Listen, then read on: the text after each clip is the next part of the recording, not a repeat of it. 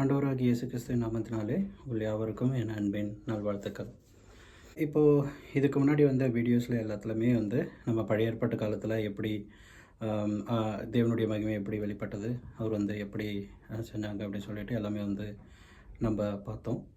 So இப்போ புதிய ஏற்பாட்டு காலத்தில் இயேசு கிறிஸ்து எதுக்காக வந்தார், எந்த காரணத்துக்காக வந்தார் அப்படின்னு சொல்லிட்டு எல்லாமே நம்ம பார்த்தோம். ஸோ இதில் இதுக்கப்புறம் நம்ம என்ன பண்ண போகிறோம், கர்த்தராகிய இயேசு கிறிஸ்து எதுக்காக இந்த உலகத்துக்கு வந்தார், என்னெல்லாம் நமக்காக பண்ணிட்டு போனார், அதுக்கப்புறம் இனி சம்பவிக்க போகிற காரியங்கள் என்ன அப்படின்னு சொல்லிட்டு இந்த பதிவில் நம்ம பார்க்க போகிறோம். ஸோ கர்த்தராகிய இயேசு கிறிஸ்து நோக்கமே மனிதர்களாகிய நம்ம பாவத்திலேருந்து மீட்டு உலகத்தையும் நம்மளையும் மீட்பதற்காக வந்தார்.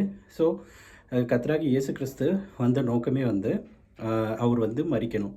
ஸோ ஒரு பஸ்கா ஆட்டுக்குட்டி அடிக்கப்படுறது போல் அவர் மரித்து நம்மளுடைய பாவங்கள் அக்கிரமங்கள் எல்லாவற்றையும் உலகத்தோட பாவம், அதாவது ஆதாம்ன்ற முதல் ஆதாம் அவர் மனிதனாக உருவாக்குனார். ஸோ அவர் பண்ண தப்புனால உலகத்தோட சுதந்திரத்தை நம்ம பிசாசுக்கிட்ட எழுந்து போனோம். ஸோ இப்போ அது அந்த ஒரு ஆதாம் செய்த பாவத்தினால இப்போ இன்னொரு ஆதாமாக கர்த்தராகிய இயேசு கிறிஸ்து வந்தார். ஒரு மனிதனால் உலகம் முழுவதும் பாவம் சூழ்ந்து கொண்டது மாதிரி ஒரே மனிதனால் நமக்கு ரட்சிப்பு வந்தது. ஸோ அவர் தான் கர்த்தராகிய இயேசு கிறிஸ்து வந்தார்.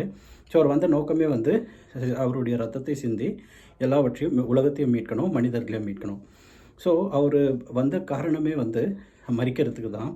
அவர் ஆனால் இப்போது நம்ம ஒரு விஷயம் யோசிக்கலாம். ஸோ அவர் வந்தார், பரிசுத்தமாக வந்தார், பரிசுத்தமாக இருந்தார், பரிசுத்தமாக வாழ்ந்தார். ஸோ வந்தவுடனே அவர் மரிச்சிருக்கலாம். ஆனால் அவர் எதுக்காக 33 வருஷம் இந்த உலகத்தில் வாழ்ந்தார், எதுக்காகனா நமக்கு அந்த நியாயப்பிரமாணம், இந்த இஸ்ரவேல் ஜனங்கள் என்ன பண்ணாங்கன்னா நியாயப்பிரமாணங்களை மட்டும் கை கொண்டுட்டாங்க, தேவனுக்கு இருதயத்தை தூரமாக இருந்தாங்க. ஸோ இந்த காரியத்தில் அவர் கர்த்தராகிய இயேசு கிறிஸ்து அந்த நியாயப்பிரமாணம் மட்டும் முக்கியம் இல்லை, தேவன்கிட்ட உண்மையாக இருக்கிறது தான் முக்கியம் அப்படின்னு சொல்லிட்டு புரிய வைக்கிறதுக்காக அவர் நம்ம இந்த உலகத்தில் எல்லா விதமான போதனைகளையும் நமக்கு சொன்னார். ஸோ அவர் சொன்ன கட்டளைகள், கற்பனைகள், இந்த மாதிரி அவங்க ஃபார் எக்ஸாம்பிள் அவங்க கை கழுவாமல் யாரும் சாப்பிட மாட்டாங்க. ஸோ கை கழுவதான் அதாவது வெளியில் இருக்கிற அசுத்தம் முக்கியம் கிடையாது, இருதயத்துக்குள்ளே இருக்கிற அசுத்தம் நீங்கணும் அப்படின்னு சொல்லிட்டு இந்த மாதிரி சொன்னார். இந்த மாதிரி பலவிதமான காரியங்கள் சொன்னார். அதே மாதிரி நம்ம இந்த உலகத்தில் பரிசுத்தமாக வாழ்வதற்கு என்னென்ன பண்ணணும் அப்படின்னு சொல்லிட்டு எல்லா விதமான காரியங்களையும் நமக்கு கற்றுக் கொடுத்தாரு. ஸோ முதலாவது இயேசு கிறிஸ்து வந்த காரணம் இந்த உலகத்தையும் நம்மையும் பாவத்திலேருந்து மீட்கிறதுக்கு அவருடைய பரிசுத்த ரத்தத்தை சிந்தி இந்த உலகத்தையும் நம்மளையும் பாவத்திலேருந்து, அடிமைத்தனத்திலேருந்து, சாபத்திலேருந்து, நோய் நொடிகளிலிருந்து எல்லாத்துலேருந்து மீட்பதற்காக வந்தார்.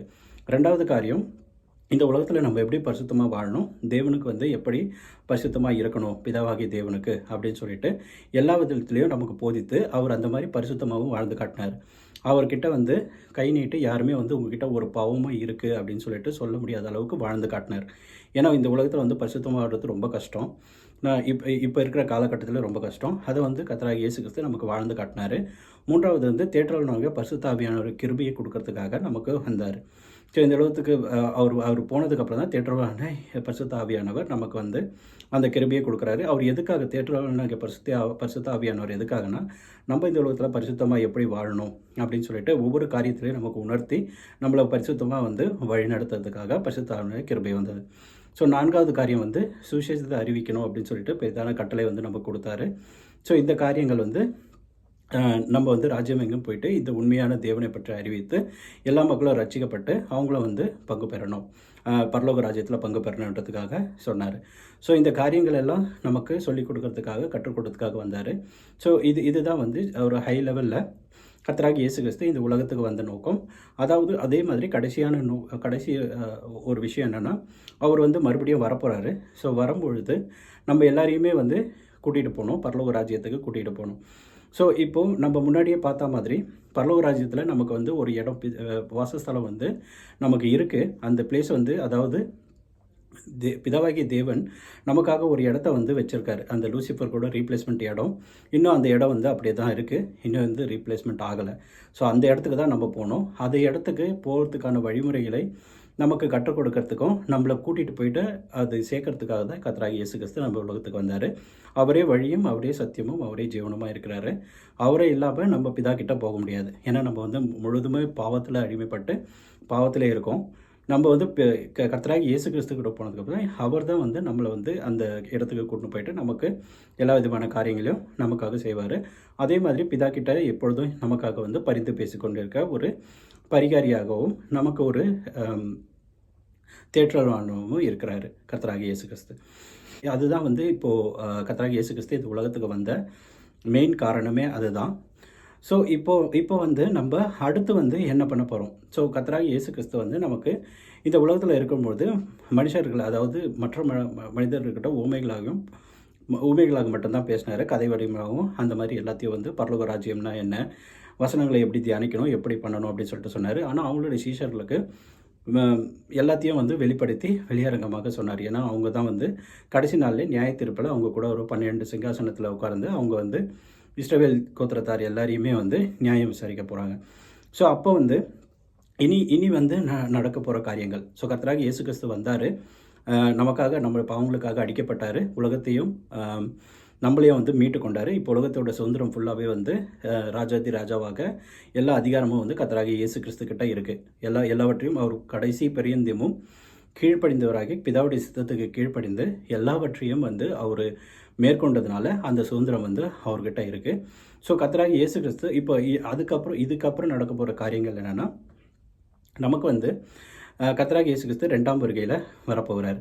ஸோ அந்த 2ஆம் வருகைக்கான அடையாளங்களை வந்து அந்த சீஷர்கள் வந்து அவர்கிட்ட கேட்கும்போது கர்த்தராகிய இயேசு கிறிஸ்து சொல்கிறாரு, அவர் வருவதற்கான அடையாளங்கள் வந்து முதலாவது வந்து காரியம் என்ன நடக்கும்னா, சிதறப்பட்ட போன இஸ்ரவேல் ஜனங்கள் இந்த காரியங்கள் எல்லாமே நடக்கும்.